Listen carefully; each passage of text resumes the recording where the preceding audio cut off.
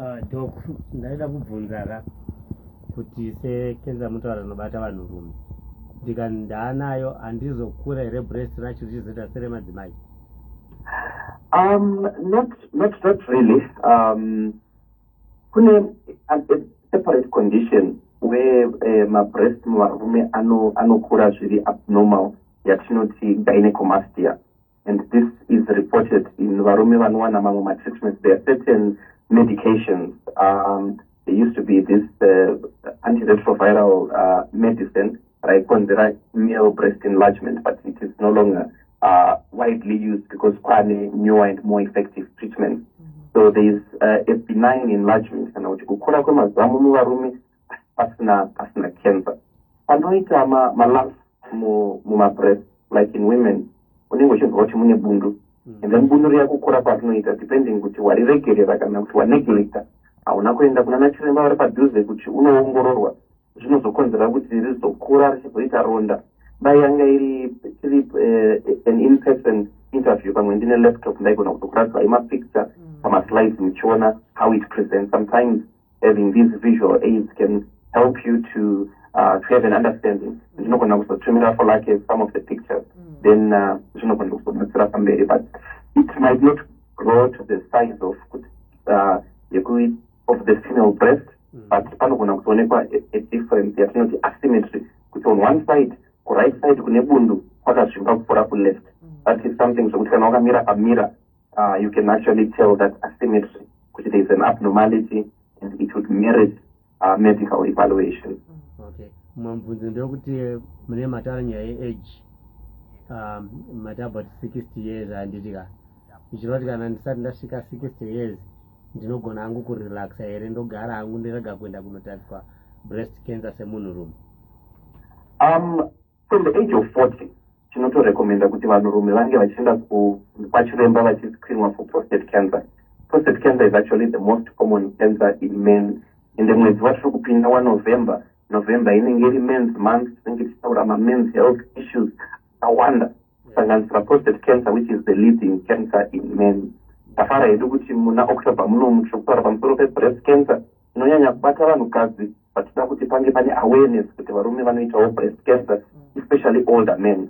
So when you are younger than 60, you might not have to be concerned about breast cancer, but definitely unofanira uchiscreenwa for prostate cancer nemamwe non-communicable diseases, uchichekwawo BP, uchichekwa blood sugar, being screened for HIV annually. All these things, it's important to get that health-seeking behavior, which unfortunately is very low in men. Varume vanongoya kuchipatara kana vachinge varwara, pasina chiri kunetsa havauyi. Doctor, ndine mubvunzo wandinawo, beside kunge une kalambi kako koungazwa kurwadza, pane imwe here symptom yekuti ndinogona kuziva kuti ndine cancer ndisina kunzwa kakubundi kako kuti karipo, donc kendingaziva nako kuti ingangova cancer yandanayo iri pazamu?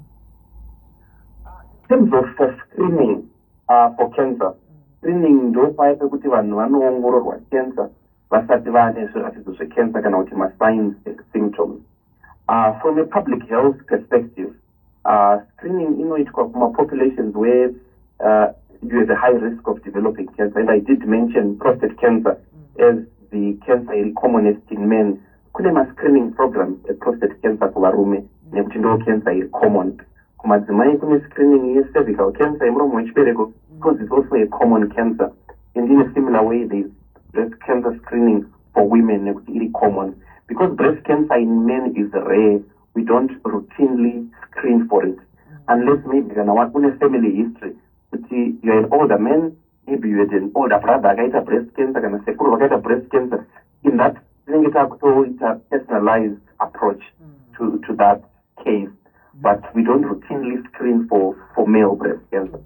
Sorry. So doctor, just to add on to what Minister is asking, you know, for instance, not funny to discharge, you experience dimpling, change in shape. For men, they don't experience those things?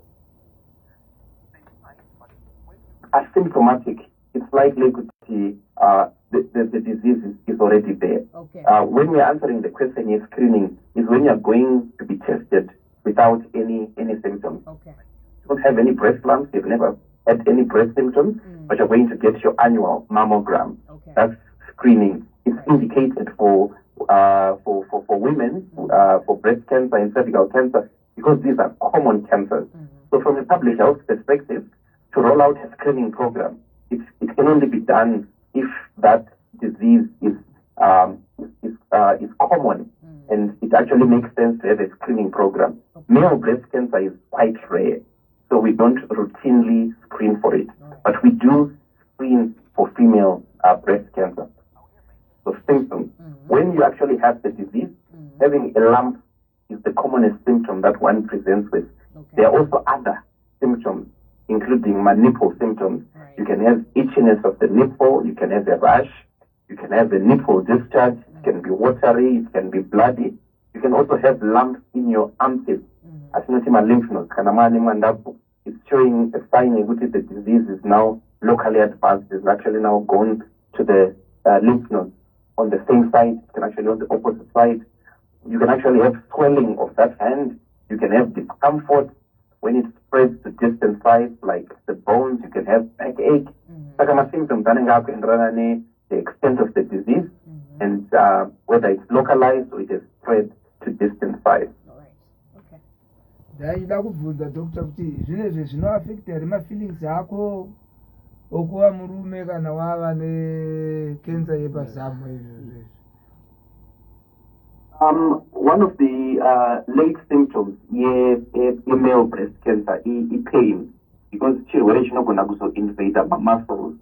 So my pain symptoms for any disease, be it male breast cancer or other conditions, can arthritis style, when pain is uncontrolled, that is actually going to affect sexual desire, it's going to affect many aspects, men's health, to the point that other aspects are going to be affected until the issue is addressed, which is why it's important kuti kana munhu ane zviratidzo kana masigns of early disease akurumidze kurapwa zvisati zvazokanganisa mamwe maaspects eupenyu hwekuti munhu anozotadza kuita baba zvakanaka. Mubvunzo mumwe andina ndekuti kuenda kuscreening hazvibhadhariswe here? Kana zvichibhadhariswa zvitore mari yakawanda here? Zvimwe zvinogona kuva chidziviso chinoita kuti sevanhurume tisaende kumascreening aya. Screening inorekomendwa kuvanhurume iscreening yeprostate cancer, ende kune maorganizations akati one day ari kupromota prostate cancer screening, including the Cancer Association of Zimbabwe. It's one of the leading non-governmental organizations championing cancer awareness in Zimbabwe, both in men and women. And at their offices are opposite the Zifa House in Harare. Men actually are encouraged to walk in, running a contact details. You can schedule an appointment, and they do the screening at a subsidized rate. Sometimes it can be as low as $5. You have your annual screening test. Zvinobatsira kuti tigone kudetecta the most important cancer in men, which is prostate cancer. Although this program specifically, we are raising awareness in male breast cancer. Yeah.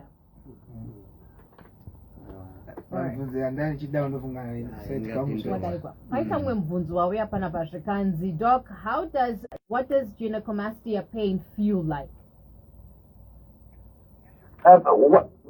Men who have gynecomastia, which is most commonly drug-induced, I did mention there were a number of medicines that were implicated in the development of that enlargement. It's usually painless, but when it's quite significant, they can be a feeling of fullness. Sometimes they have backache, but it's generally a painless condition. Right. Got you. Doc, thank you so much for making time for us this morning to talk about breast cancer in men. Rare as it may be, knowledge and information is always a powerful tool for us to have as far as knowing your family history. Whether it's on your mom's or your dad's side, it's absolutely important. And Doc is saying, as a man, just sometimes going for a health checkup, screening is also important, particularly looking at your prostate. Doc, thank you so much for giving us some time whilst you're in Chinoy doing your rounds. Always a pleasure. Definitely. Doc Kudzai there is an oncologist and was just shedding some lights into breast cancer in men. Speaking of breast cancer, we're about to meet a man whose wife was diagnosed with breast cancer. We want to follow that journey, what it must be like for a man, for a husband, to live through the process of fighting breast cancer with your wife, especially when she has to lose the breast. It's Capital 100.4 FM, Harare's Upbeat, coming up next. Now, I took a pill in Ibiza, 11:34, because we men gather around, you men gather around.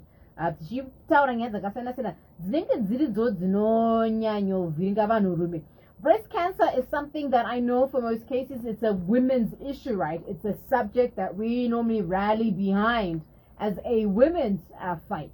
But a lot of those women who happen to be victims of cancer or who are living with breast cancer are also in relationships, married. Atisatambobvunza kana kuvaudivire vanhurume vanenge vasangana nedambudziko iroro vava kuti munhu wake tarakadenga yake chihwitsi chemoyo chaakashara achiti uyu ndo munhu wanditachembera naye. I was telling you how this weekend was a lady I talked to you about all the time. She turned 80. I didn't even know she was 80. I thought she was 60, maybe 75. She turned 80. Any idea who this woman is? And I talk about her with you a lot. 0719-100-404. And she's been married for 51 years. That's even older than I am, right? Washifunga kuti iwe unengosanga nemunhu wako uchitarisa kuti uchaitwa 51 years naye munhu iyeye. Pozoita musi wamunosangana nenhau dzinochinja upenyu hwenyu. And that's exactly what happened to the man you're about to meet. Mukoma vengai vasangana netsvarakadenga yavo ndokuzova kuti aiwazve pane dambudziko riripo. Vegai muwe mukoma vengai vachitaura nyaya yavo kubva pavakasangana netsvarakadenga yavo kuzosvika pavakazowa nyaya dzekuti aiwa chihwitsi chemoyo chaita dambudziko muzamu. It's Capital 100.4 FM, Harare's Heartbeat. Chakaita kuti ndizochuza kana kuti ndizororana nemudzimai wandinaye nyaya yekuti tadanana ndakaonawo munhu wake tofanira uri nani munhu akanga ari hamu. At the same time akasawo kumhuri kwaanobva kwakuri kumhuri kune vanhu, saka izvozvo zvakaita kuti kunzidewo kuti tidanane tipinde musatsvene. And at the same time aive munhu ainzwisisa kutoraidza situation yangu ndaisinzwisisa sezvazviri munhu akanga arendereka. Then patakanzwa kuti biopsy yaitwa kuti zveshuwa icancer haina kutova tereki, hatina kurohwa nesurprise tereki, asi nekuti takange taona mared flags vakaenda kucancer association nekuita sei nekunotestwa kuona kuti lambo riri sei nekuzopiwa referral kuti tiende kubiopsy. Saka zvese izvozvo zvakati prepare kuti tizive. Ende chimwe chinhu chakatibatsira zvinani inyaya yekuresearchawo uchiverenga mumabhuku feeling about cancer nekuita sei. Saka izvozvo information iyoyo yakatibatsira zvikuru zvekuti paikauya tanga tatone decision dzemhuri kuti no, kana zvaya sezvazviri, let's try this way yekumadoctors tinokwanisa kuwina. Then chinhu chakaoma that is pain about fighting this disease. Chekutanga inyaya yefinancial assistance. Then chechipiri kuresista mitaurwa nevanhu vakakomberedza. But semunhu anoda mudzimwari ndo zvatovepo ende zviripo ndekuti takufanira kuti tione kuti way forward ndeipi. Torenze kuteera zvimwe zvose zvinenge zvichibva kuhama neshamwari nevose vanenge vakatikomberedza. Ringe nebreast cancer yakasangana nayo semhuri, ndopachekutanga challenge hombe yekutanga ndeyekuti ukwanise kuaccepta the situation yawanayo, because maforces anobva kumaside ose kumhuri vachipa maadvice, because pfungwa dzine vanhu vazhinji vanofanira kuti cancer inoinheritwa ende cancer inofanira kunge yaane munhu akura, whereas ine madambo akabatwa vangatone ma30 something years. So next thing kuti vabatwa kudaro cancer vanhu vachitoita aiwa hazviti inode kuti mumboenda kuruchi vanhu. Saka challenge yekutanga yamunozifesa semhuri inyaya yekuti munofanira kuva mune decision yamunoita semhuri. Then isusu decision yatakaita kuchoose nekuchipatara kutaura iidi chairo chairo toenda kuchipatara ikanobatwa yakuna stage 3 then paitwa surgery. After surgery yaitwa then pakaitwa tikatanga process zvese chimo kutaura ichokwadi zvazvo zvakaoma in terms of mari nekuita sei nepfungwa dzetinge dzifane vanhu nekuita sei, but nyaya yeripoti chaichai ndekuti izvi zvinhu izvi zvikabatwa early detection inokwanisa kusevha life muupenyu hwemunhu. And at the same time you have to accept the situation ndo zvazvatova, saka toita sei way forward, then you have to fight semhuri. To my side kutaura ichokwadi patodai social support then support in terms of money nekuita sei, but ndichairo chairo kuti kana zvichinge zvatovepo tikamira nemadoctors nekunamata zvinofamba ine Mwari vachibatsira vana. We men. Tati waihwira mukumavengai vakasangana nenyaya yebreast cancer, mukadzi wavo kwai anayo breast cancer. Tinavo parunhare toda kunyatsotaura navo, timbofamba navo timboona kuti zvokwadi zvinofamba sei, hearing it from a husband's point of view, from a man's point of view. Munongoziva kazhinji tisi madzimai techikuudzai kuti zvakadai ko vacho vanofanwa kumira nesu munguva yakadai zvinenge zvakamira sei. Mukomavengai tinofara chaizvo mauya pachirongwa chedu. Toda kutanga nekuhwisa kuti panyaya yebreast cancer munongoziva October inongozikanwa Spring October Breast Cancer Month Awareness. Mukadzi wenyu asati anzi ane breast cancer, maiona sei nguva ino ye-Pink October Breast Cancer Month? Mamukazei. Mamukazei. Nyaya iyi ayekuti muripo zvichitaurwa nekuita semaredhiyo, manewspaper, ndo zvakaita kuti tivewo interest yakakuona kuti patiri tese tiri vaviri hapana iranayo. Then pakuskana vachizvibata varivo vega ndipo vakaona vane something chiripo suspicious, ndo zvakazoita kuti titore matanho atakatora. Yeah, ende munoziva muri vanhurume munodzidziswa kuti murume hachemi, unofanwa kusimba, unofanwa kuramba akamira ariye, hafanwa kuratidza kuti wazunguzikika. How was this journey for you vavengai masangana nedambudziko iri?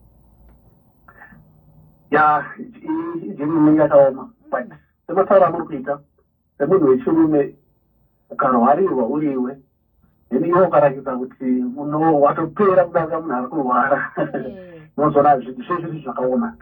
Saka iwe unofanira kusimbe extend kuti partner yako inenge iripo ekuti inova anasiyana upenyu. Zvakaoma kuti utarise munhu ari kurwara uriwo unofanira kusimba semunhu wechirume kuti umire nedambudziko kusvika rapera, because sevarume takafa tiri vanhu vanokwanisa kuita fight against something.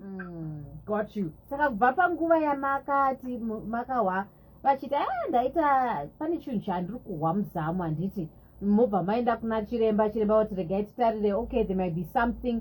Vakabva vaita biopsy here kunotora chipisi chebundu racho iroro vokunorivhenika vozodzoka vokupai maresults. Vakatanga vaita scan dzaratidza zveshe kuti pane lamu, but scan haina kubudisa kuti chii, then takatoenda kubiopsy ndopakazonobudisa maresults ebiopsy. Right, maresults ouya mohoti stage 3 paya. Timonese nguva pamakapuwa diagnosis kuti zveshuwa ibreast cancer stage 3 nenguva yekuti makazopinda vakanobviswa, handiti vakaita surgery vachibviswa bundu riya. Talk to us about that time. Nokuti inguva yakaomaka iyoyo mahwa kuti ndo chinhu chacho mamirira hino muchambounganidza mari kuti vazoiswa under the knife, as people would say, kuti chigobviswa chinhu ichocho. Munenge inenge yakaita sei nguva iyoyo? Yeah, of course, inguva inotoremei munhu wechirume, because unenge une vision yauinayo wakatarisira inechembedzana naye, but kutaura ichokwadi chiripo ndechekuti kuburikidza nekuverenga nekuverenga maringe tanzwa maskani nemawedza namalashena izvozvo zvakatipa kusimba semhuri tinonoshende kuti semunhu wechirume womuti akachitagashira kuti ndo zvatopo nyaipo kana dambudziko nyaipo hombe ndeyekugashira situation bono vakagashira haidi inotopinda mustress enokafauriyo saka mukusimbisa nako what sort of things did you say to her? What sort of things did you find your wife needed to hear from you? Sometimes it's not at all place. Sometimes they are trouble, but she has to fight. So I'm not going to concern about this one. But the way they know, one of them was my testimony. The English with not a pinda, but that is also good. I should not just at all with him, but I was. Of course, but Zurape, no kundika, no to store Kunda Selan. Right. Saka, vazoinda muyamsejari. Rabviswa bundu riya havana kuya vakabviswa bundu here kana vakabva ngobviswa zamu ipapo vakabva vatobviswa zvese minisa bada vari kudzungudza musoro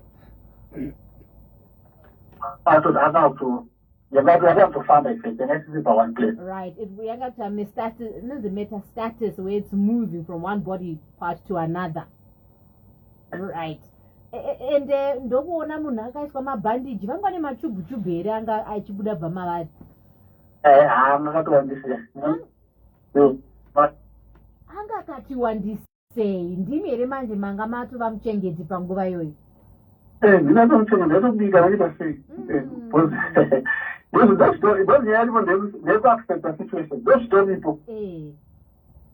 sure muchibetsera nda kuchimbuzi muchiklina ndofunga zvinenge zvibuda nemafluids vamwe pacho anenge achitosengesa zvichidii paya pale vanenge vachidresswa each and every morning right vanodresswa each and every morning so zvauri mazviri soga zviri nyore bcause ndomainofanira yekuti accept a situation kuti ndo zvachitori ende munhu uyu ndakamuda saka ndinofanira kutosvika naye kusvika muguva chaivo chaivo ndine mubvunzo mukoma ini ndinonyanyo kutarisa kuti kana masangana nezvozvo hamuna here zvakadzikisira rudo rwenyu kumudzimai wenyu kana muimba yenyu yemukati makusvika pakuti nzvimbo yawaimbospata wozoona kuti handichapfuuri napo pane ronda kana kuti hapasisina chinhu hazvidziki ini personal hazvakudzikisa vanhu zvakatobva zvatowedzera kwete kuti zvabva zvatowedzera dzinenga rekuti munhu wanenge wachidza kuti uinoda ende iye asiri azvidawo isituation yatouya ndiye apinda mazviri but ende kuti ndiniwo aitorawo sei pakainavo zvitora kuti tomboti ndini ndiri mazviri apinda nedambudziko iroro haana kuzvichuza ende hazviri zvokuti unoapply zvakatoita mo zvakatowedzera kuti ndotokuda mo ndabvunza nokuda kwokuti vamwe unogona unge wajaira kuti munhu anga ane mazamu 2 ike zvino pane 1 zvokudzikisira herudo uyezve umwe mubvunzo hakuna here dzimwe hama dzenyu kana dzekumudzimai kana dzekwenyu dzakauya nemwe mutauro inoita kuti mukanganisike kuti ungagara nemunhu ane zamu 1 kana kuti siya uroore mumwe ipapo exactly hapana because kuhama dzekwedu vazhinji vacho kuma-medical field they were supporting me financially supporter in terms of physical kumukadzi kumukadzi hakuda because zviyati ndiwo mwana wavo hapana paunozochiramba mwana wedu uende kusamwe handingakusangana nezvakadaro kushamwari ndokwamakasangana nazvo mukazvitambira sei kubva kushamwari dzenyu the situation it might be you it might be iye zvekoti ndiyatanga kupinda nazvo vorachini ndofamba nemota kodoroyo nditoexi ndotanga kupinda pauche akazvitoro saizvozvo how do I feel nokuti shamwari ndo dzimwe ama ungagonako kusadziteerera asi shamwari ndinoona sedzo dzinofurira kuti dzinogona kutozokuvigira munhu wokutemta kuti uone kunge zviri nane dzani zvawanga unazvo izvi ndo dzadaitoseleka shamwari dzacho wanaga ndaingouya dzikandipesanisa maringe nemafungiro angu ipapo ndaikwanisa kutogura kushamwari why ndozvaitasa kuti denda ndiri niniwo ndiri musituation yakaita seizvozvo zvichireva kuti vaitouya vanhu vachikuitaurirai kana kutouya nemunhu direct awo hapana akazese munhu mavaomesera mubvunzo wandinawo ndekuti hamuna kumboita pfungwa yekuti madhamu vambodzokerere kumba kwavo vachimbonobatsirwa neveukama? pfungwa iyo haina kubvira yabuda yakasaitoripo pfungwa ndekutoti kana chinzi situation yaoma zvakaita sei awo rather vekumba kwavo ivo ndongavayo pamuviri inotadza situation ichizvionera but hapana vaingouya vachidzokera. Okay, saka kubva pavakazorapwa nepavari veiko zvino zvamira sei panyaya yerudo rwenyu? Pasana ndozvazvingori nanhasi. Ndozvazvingori nanhasi. Uye sorry, hamuna mbosangana here nedzimwe hama zvakaita sana kenza zvinoda chipatara dzaiti ndai munonamatirirwa kumapositora muchipedza nguva munhu achitonyanya kukuvara? Ndoda ndakatowandisa manje but manje nemaresearches atataitawo mashoma atakaitawo sevanhu ndakatoona kuti I would rather go for this because ine maresults amwe aibatika. But mukatasa pane nyaya iri kunyanyofamba inini ndakadecide kutora this way because yakati maresults andaiona. Tinabvunzwa panyaya yemasectomy apa yekubviswa zamu. Kupora kwemasectomy kwakamira sei vavengai? Does it take months? Is it a week? Uyezve pasara pakaita sei? Pasara pakaita sei? I think maybe it's not dependent nekuti hapana any underlying condition. But pavakaitwa iyo it was almost a month zvatosara zvatohila vakutokwanisa kutobika nekuita sei zvatodzokera kunomo. Of course vanosara pane scar zviratidza kuti pane something zvaitii. But hapasisina chinhu zvachose. Amen. Ndozvapanenge paita. Asi kuti hapasisina, there's no nipple anymore. Hapasisina. And what was that like for your wife, the first time she had to see herself, seeing that she's also different? I can't imagine that was easy for her. Of course, and that's one thing wrong, but pane time aunoona kuti munhu anenge achiri kukwasa pakupedza situation yake. Saka iwe semunhu waunenge unaye unenge uzama by all means kutaura no this zvinongoitika kumunhu wese ende watoranadza pamwe ndiniwo futi mangwana.